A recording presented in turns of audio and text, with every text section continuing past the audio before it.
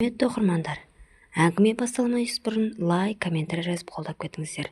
Және бізді қай қаладан тыңдап отырғандарыңызды да жаза кетіңіздер. Мен ауылдың шетінде жатаған 2 бөлмелі лашықта өмір сүрген қыз едім. Күн сайын таңертең тұрып қораға жүгіретін, шелегімен сүйретіп су таситын, пеш жағатын, іні-сіңлілеріммен нан таласып өсетін балалық шақ менің тағдырымның ең тұнық беттері болып қала бермек. Мен үйдегі жалғыз сұлу қыз едім. Әкем сондай жуас, мейірімді жан болатын. Маған күнім дейтін, басымнан сипап, құлыным, сен бір күні аспанда жарқырайсың деп күлімсірейтін. Сол сөздерге сеніп өстім. Ағам, сіңлілерім, інілерім бәрі анама тартқан еді. Мен ғана тек әкеме тарттым. Анам бізге көбіне салқын қабақпен қарайтын. Жұмысы, уайымы көп болды ма, әлде жүрегінің түбінде бізге деген реніш болды ма, білмеймін. Бірақ ол біз үшін ешқашан уайымдап, қам жемейтін. Мектеп формасы жыртылса да жаңасын әпермейтін. Киімді көбіне апайларымыздан киіп өстік. Соған қарамастан мен әрдайым таза, жинақы және көзге түсетін қыз болуға тырыстым. Бала күнімнен ән айттым, радиодан шыққан ескі әуендердің бәрін жатқа айтатын. Мектепте ән салып жүріп, кештерде танылып, ауылдың кішкентай жұлдызына айналдым. Ән айтқанда бәрі тына қалатын. Ал менің жүрегім дүрсілдеп өмірге ғашық болып кететін. Арада жылдар өтіп жатыр. Мен де бой жетіп, ұзын бойлы, сұлу қыз болдым.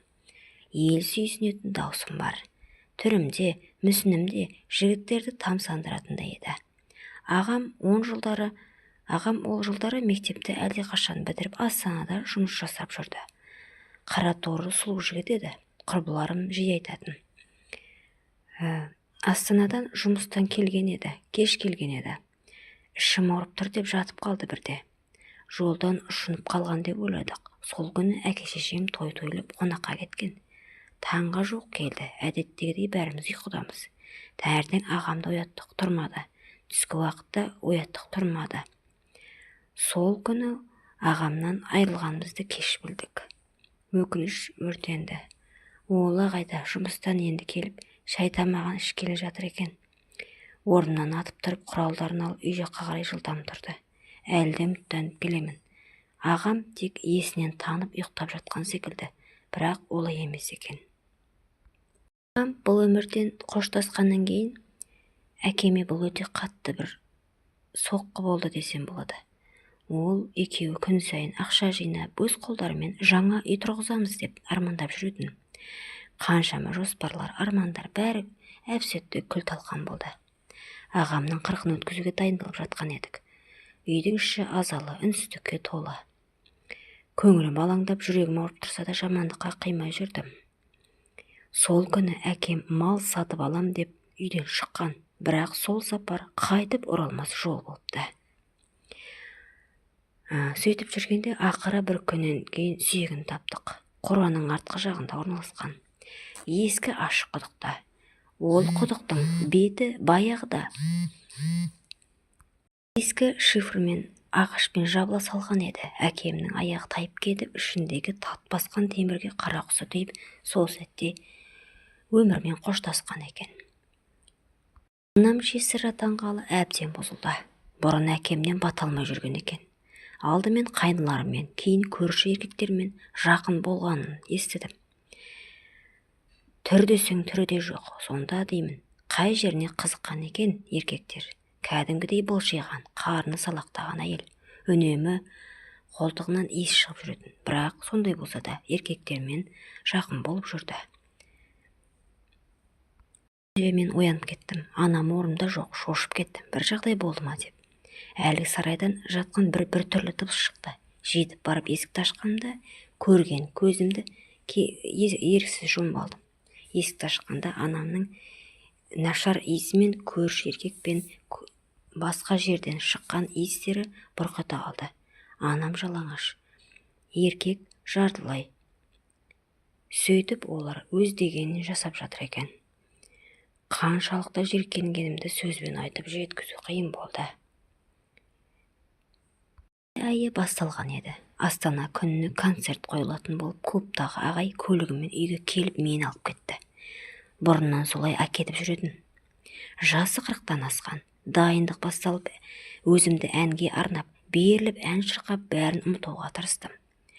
Менен бөлек оқушылар жігіттер, қыздар болды. Әлгі ағайым қайтар уақытта көлігіне бәрімізді тиеп, үйіне таратып жүрді. Тек мені ғана қалдырды. Кәдімгідей батып кеткен. Үйдегі дайындықты кешкі 6-да шыққан едім. Түнгі 10:30-ға дейін дайындық болды. Одан оқушылар таратып 11-ден асып барады. Әлгі ағайым қайтар жолды басқа жаққа бұрып алып кетті. Ішім алай-дүлей. Жақында ғана анам мен көрші еркектің бір-бірімен алысқаны көз алмай келді. Мына ағайды соны жасайтындай көрінді. Ағай, неге басқа жол, қайда баратырмыз деп қорқып, әсер дегенді айттым. Ол маған бұрылып, сені жарқыраған жұлдыз болу үшін дайындықтың бірінші сатысынан өткізейін деп жатырмын деді. Егер әнші болып бай болғың келсе, бәріне көнесің деді. Сөйтіп, көлік айдалаға тоқтады. Әлгі ағайым есігін ашып, мені, егер сен бүгін барыңды көрсетсең, сенің қызығыңды бірінші мен көрім керек. Алдағы уақытта сені танымал әнші қыламын. Қазақстанның атақты әнші етемін деп ағайым өсті. Оның жаман қылық жасайын деп тұрғанын біліп, сезіп, қашып кеткім келді. Бірақ қашып кете алмадым. Ол мені әбден қорқытты. Егер бұл жағдайды айтсаң, өзің масқара боласың деді. Сүйретіліп үйге келдім. Анам жоқ екен. Оның қаңғуымен қыдырыс таусылмайтын болды. Тағы да көрпе астына тығылып жылап жатырмын. Сондай қорланатынымды неге алдын ала білмедім екен деп. Ұзамай әлгі ағаймен жақын болып, көңілдесі болып, біраз жерден бас жүлде алдым. Ол жүлдені ақшамен емес, басқа жолмен таптым. Мектеп бітіруге таяп қалғанда бір сайысқа бардым. Жюри ең үлкендеу қарт кісі екен. Сонымен бірге болу керек болды. Балғын жас денемді сыйладым. Атақ үшін әлгі сорлы шалға сорланып айтқанын қылдым. Ертеңіне ұшынып ауырып қалдым. Бояумен әзір жасырынып әрең дегенде сахнада тұрдым. Бас жүлде алдым, бірақ еш уақытта қуанған емес едім.